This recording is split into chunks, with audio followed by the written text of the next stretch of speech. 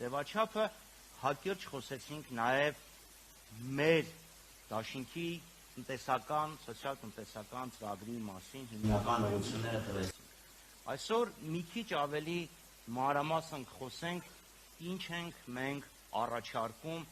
ինչ ենք անելու, որպեսզի տնտեսությունը հանենք այս լճացված իրավիճակից։ Շատ լավ հասկանում եմ, որ նախընտրական շրջան է, տարբեր քաղաքական ուժեր զոր են տալու երևակայությանը, խոստումների արկղ են բացվելու, սա կանենք, նա կանենք, սա կհասցնենք, լավ կլինի, բայց երբ մարդ հիմնարկություն մեկին աշխատանքի է ընդունում, հարցնում է, իսկ ինչ ես արել, ինչ հաջողություն ես արձանագրել, հասարակաբար մեկին աղջիկ ես տալի, չես ասում, չէ, տղա ջան, ինչ ես անելու, ասում ես, ինչ ես արել, հիմա երկիրը ինչ-որ իշխանության ենք տալ, որպեսզի կառավարի, բայց նա չհարցնենք, ով ինչ է արել, ինչ հաջողություն է արձանագրել, որ հիմա մեծ խոստումներ է տալիս։ Եվ դրա համար մեր ներկայացումը կսկսենք հակիրճ անդրադառնալով, թե ինչ իրավիճակ էր Հայաստանի Հանրապետությունում հեռավոր արդեն 98 թվականին, երբ ձևավորվեց մեր իշխանությունը։ Հիշում եք, հետպատերազմյան տնտեսություն, հիմնականում քայքայված, արդյունաբերական ձեռնարկություններ չկային, սեղանիկները կհիշեք,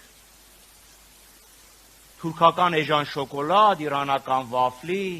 թուրքական բոյզ սվիտերներ, արտադրական ձեռնարկություններ չկային, ներդրողներ չկային, արտասահմանյան ներդրողների մասին ոչ ոք չէր լսել, ոչ ոք չէր տեսել, բայց արդեն շատ շուտ մի քանի տարվա ընթացքում Հայաստանը տնտեսական, արդյունաբերական եւ ենթակառուցվածքային փոփոխությունների արդյունքում արագորեն սկսեց աճել։ Այնքան արագ, որ Համաշխարհային բանկը Հայաստանը կոչեց Կովկասի վագր։ 2001-ից 2008 թվականներին մեր տնտեսական աճը միջինում 12%-ին մոտ է։ Բացվեցին խոշոր արդյունաբերական ձեռնարկություններ։ Օրինակ, կանազը վերագործարկվեց։ Կառուցվեցին ճանապարհներ, որոնք ռազմավարական նշանակություն ունեին Հայաստանի համար։ Միայն Մեղրիից կառուցված երկրորդ ճանապարհը Շվանիձորով անցնող։ Հիմա ասում են Մեղրին ուզում էին տալ։ Որ ուզում էին տալ այդ ճանապարհն ինչի կառուցվեց։ Սելիմի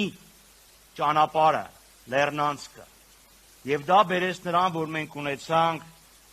մեծ ներդրումներ, երկրիշ աճ եւ երկար արտագաղթից հետո առաջի անգամ մենք ունեցանք դրական միգրացիա։ 90-ականների սկզբին Հայաստանից հեռացած բազում մեր հայրենակիցներ վերադարձան Հայաստան, որովհետև կար գործ եւ կենսամակարդակը աճում էր։ Մի անգամ մենք տնտեսությունը հանել ենք ճգնաժամից։ Այսօր էլի տնտեսությունը ճգնաժամի մեջ է։ Ինչ է Հայաստանը արտահանում։ Որն է Հայաստանի ամենատնտեսական ճյուղը, այսպես կոչված։ Էլի մանրածախ առևտուր, մեքենաների եւ մոտոցիկլետների վերանորոգում։ Արտահանման մեջ պարզում է Հայաստանը արտահանում է ոսկի, մի քիչ էլ ադամանդ, հիմնականում հանքարդյունաբերություն, կոնյակ, ծխախոտ։ Ուր է մեր արդյունաբերական պոտենցիալը, ուր է գովերքած այս իշխանությունների կողմից բարձր տեխնոլոգիական արդյունաբերությունը։ Իսկ այն տնտեսական աճը, որը ցույց են տալիս, պարտքի հետևանք է։ Պարտքը կրկնապատկել են համարյա, այսքան 8 տարվա ընթացքում հասցել են 15 միլիարդի, ինչի վրա է ծախսվել։ Այդ պարտքի բեռը մենք ենք տանում, մեր սերունդները, երեխաները, որոնք